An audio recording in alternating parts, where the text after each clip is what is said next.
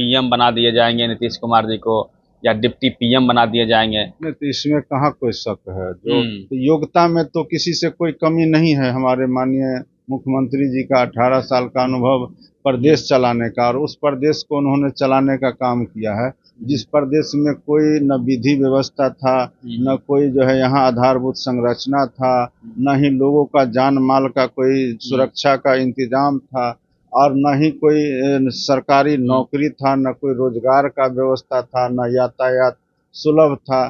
चौतरफा विकास करके तो उन्होंने दिखा दिया है। और केंद्र का भी उनका अनुभव रहा है, लंबे समय तक केंद्र में भी रहे हैं, राज्य में भी रहे। तो योग्यता के आधार इंडिया गठबंधन की शुरुआत तो नीतीश कुमार ने ही की थी। इंडिया गठबंधन है, उसके सूत्रधार कौन है?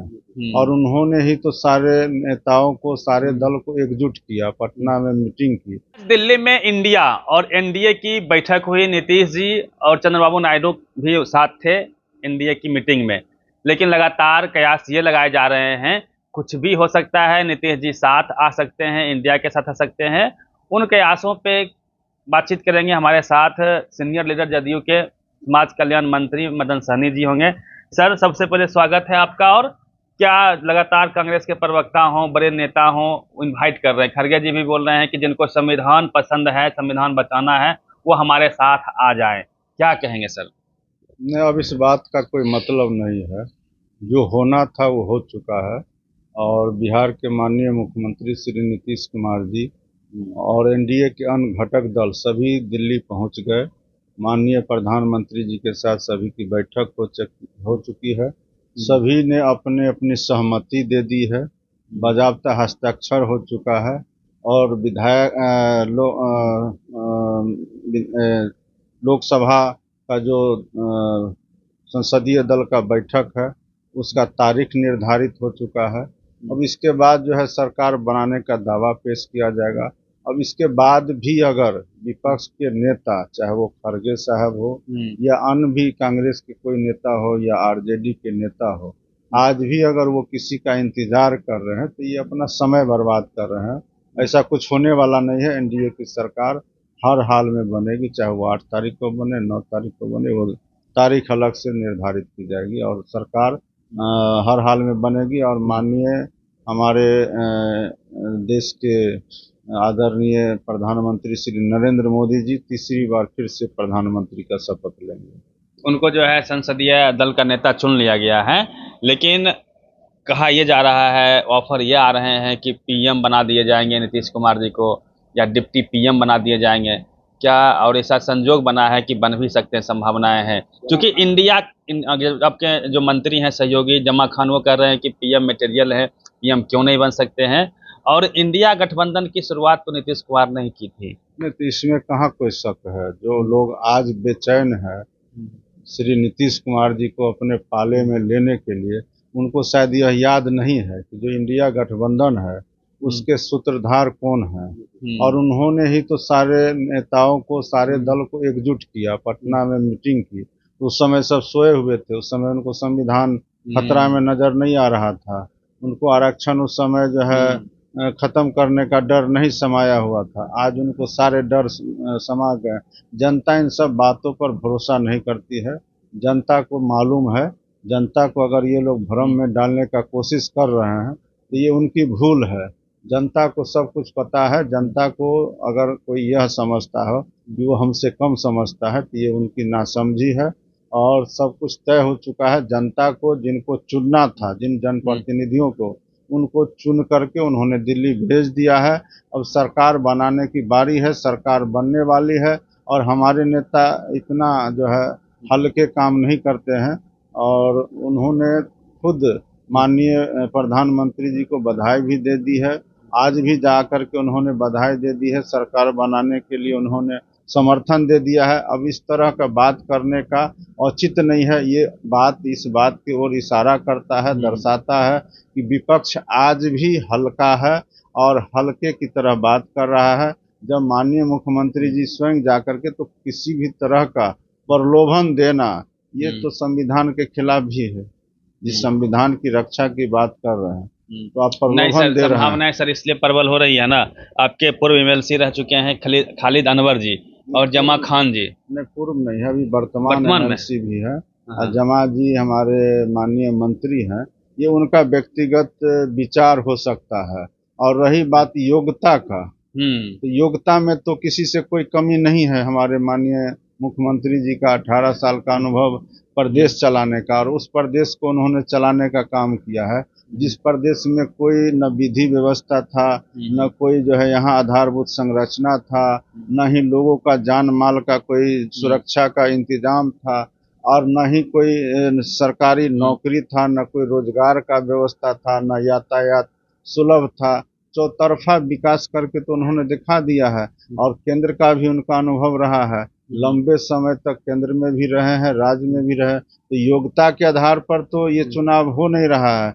जो हमारे माननीय प्रधानमंत्री जी हैं, वो देश के प्रधानमंत्री 10 साल से लगातार हैं, और उनके नाम पर यह चुनाव लड़ा गया है। उनके पार्टी को जो है संख्या ज्यादा है।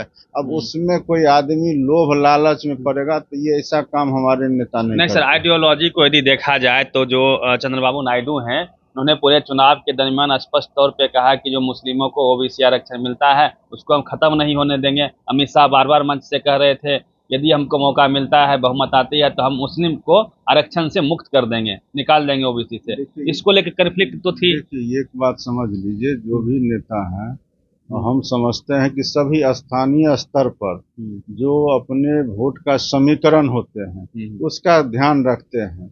और आरक्षण समाप्त करना नहीं करना एक अलग बात है। और हम तो इस बात को इसलिए भी नहीं मानते हैं क्योंकि बिहार में आप देख लीजिए, बिहार में आरक्षण पंचायत में किसने दिया? लालू यादव ने तो नहीं दिया। आरक्षण माननीय मुख्यमंत्री नीतीश कुमार जी ने दिया। अभी पंचायत के अंदर में या नगर निकाय के अंदर जातीय में, जनगणना सर, और जातीय गणना में अभी जो हुई है उसमें दो बात सबसे महत्वपूर्ण है। एक तो जो 6,000 से कम आय वाले व्यक्ति हैं, परिवार है, उनको 2-2 लाख रुपया रोजगार देने के लिए निर्णय लिया है। और 50,000 लोगों को माननीय मुख्यमंत्री जी ने दे भी दिया है। एक बड़ा उसमें और निर्णय लिया गया, जो ऐतिहासिक निर्णय कहा जा सकता है, कि जो हमारा आरक्षण पहले से दिया हुआ है, चाहे वो अनुसूचित जाति के लिए हो, अनुसूचित जनजाति के लिए हो, अति पिछड़ा वर्ग के लिए हो, पिछड़ा वर्ग के लिए, सभी का आरक्षण का दायरा बढ़ाया गया है। तो आप कैसे कह सकते हैं? सर, हमारे इसी काम को लेकर उम्मीद है इंडिया गठबंधन को। एक तरफ हमारे सरकार आरक्षण का दायरा बढ़ा रही है, तो इस पर तो कोई आरोप लगा रहा है, तो वो तो सरासर गलत कर रहा है ना। आपने तो अपने समय में आरक्षण नहीं दिया, और आज आप आरक्षण का रोना रो रहे हैं जिसने आरक्षण ही नहीं दिया। और जो आरक्षण की शुरुआत बिहार में हमारे जननायक कर्पूरी ठाकुर जी ने किया, उनको भी सम्मानित करने का काम तो यही एनडीए सरकार ने किया है। तो हम नहीं समझते हैं कि आरक्षण, हाँ, अगर किसी अन्य प्रदेश में अगर इस तरह का सवाल उठता है या किसी ने उठाया है, तो वो स्थानीय मुद्दा हो सकता है और वोट का समीकरण हो सकता है। बिहार में या देश में इस तरह के कोई मामले, हाँ, प्रधानमंत्री जी स्वयं भी कह चुके हैं कि बाबा साहब का दिया हुआ जो हमको अधिकार है, आरक्षण है, उसको कोई मायका लाल समाप्त नहीं कर सकता।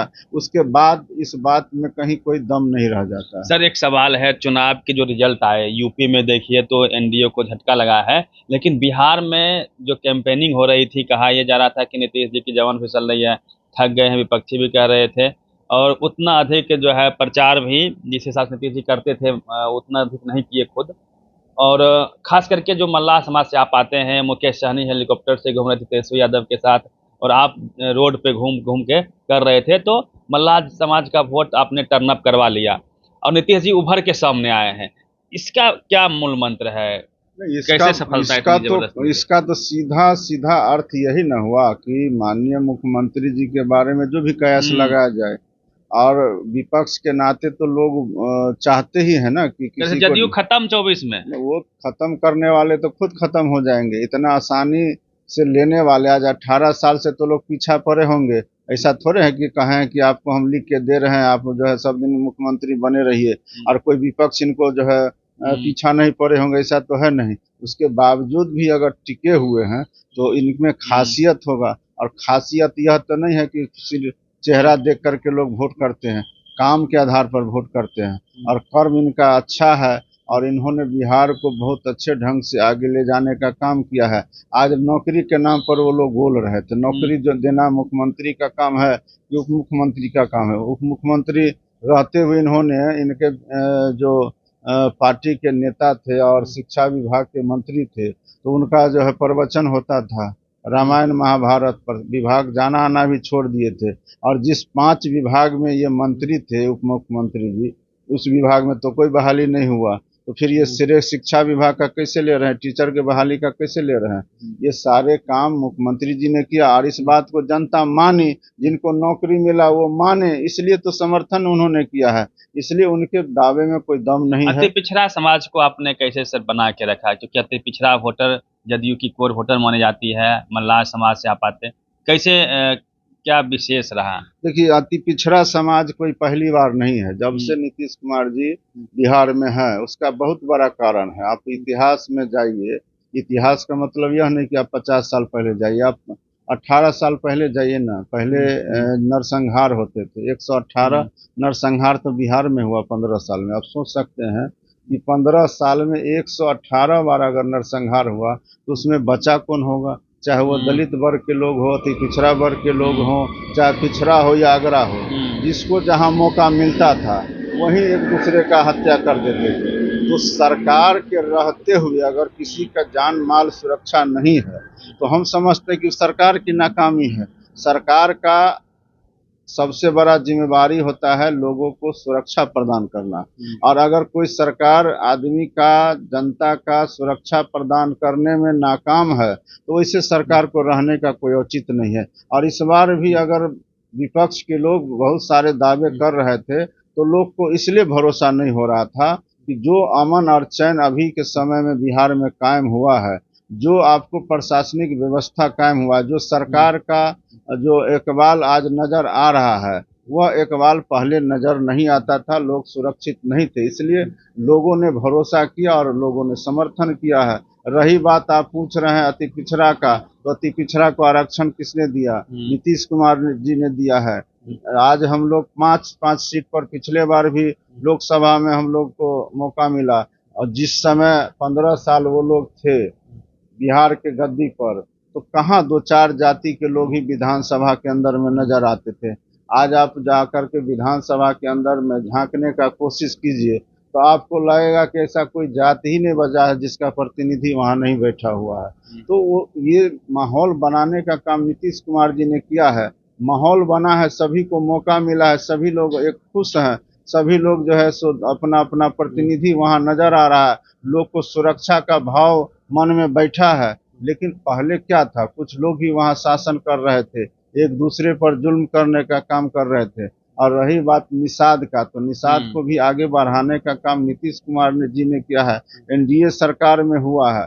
और जो लोग हेलीकॉप्टर से घूम रहे हैं या बड़े बड़े वादे कर रहे हैं, उनको तो भी उदाहरण पेश करना होगा ना। अब उदाहरण पेश करना होगा, 3 बार मौका मिला। हम तो आपके चैनल पर चुनाव से पहले ही बता चुके हैं और सारे बात बता चुके। आधा घंटा का हमने पूरा कहानी कहिए, पूरा व्याख्यान कहिए, पूरा उनका बारे में जो संक्षेप में कह सकते हमने तो बताया है कि 3 बार मौका मिला, 2 बार लोकसभा में, 1 बार विधानसभा में। एक भी सीट निषाद को तो देने का काम नहीं करते हैं, नाम लेते हैं सिर्फ निषाद का, और टिकट किसको देते हैं? हम उतना खुल करके क्यों बार बार हम किसी को बारे में बतावे। लेकिन ये बात उनको भी समझ में आ रहा है कि सिर्फ जो है झूठ बोलने से काम नहीं चलेगा।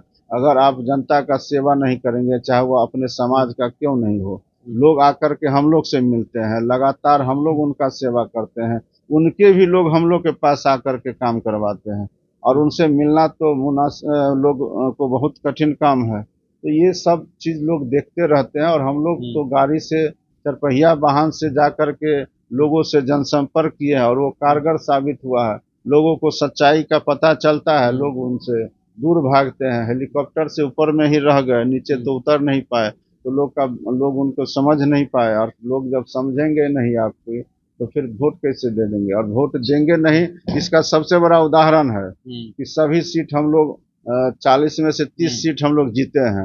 हाँ, ये अलग बात है कि कई सीटों पर स्थानीय कारणों से, कुछ निर्दलीय के वजह से, कुछ जातीय समीकरण के वजह से हम लोग वहाँ जीत नहीं पाए हैं, लेकिन हम लोग को वोट सभी जाति धर्म और वर्गों का मिला है, इसलिए हम लोग 30 सीट जीते हैं। और आगे भी हम लोग कह सकते हैं कि जो विधानसभा का चुनाव होगा उसमें हम एनडीए का सफलता मिलेगा। चलिए, मदन सर थे, और जिस प्रकार से पूरे देश की नजरें आज बिहार के मुख्यमंत्री नीतीश कुमार जी पे है, चंद्रबाबू नायडू पे है, सरकार किनकी बनेगी। हालांकि जो प्रक्रिया है वो बहुत तेजी से पूरी की जा रही है, लेकिन अभी भी संभावनाएं इंडिया गठबंधन के भी पास है। यदि चंद्रबाबू नायडू और नीतीश कुमार जी उनके पाले में आ जाते हैं तो सरकार बन सकती है, कुछ भी हो सकता है। आप नज़र बनाए रखिए देश की पॉलिटिक्स पर।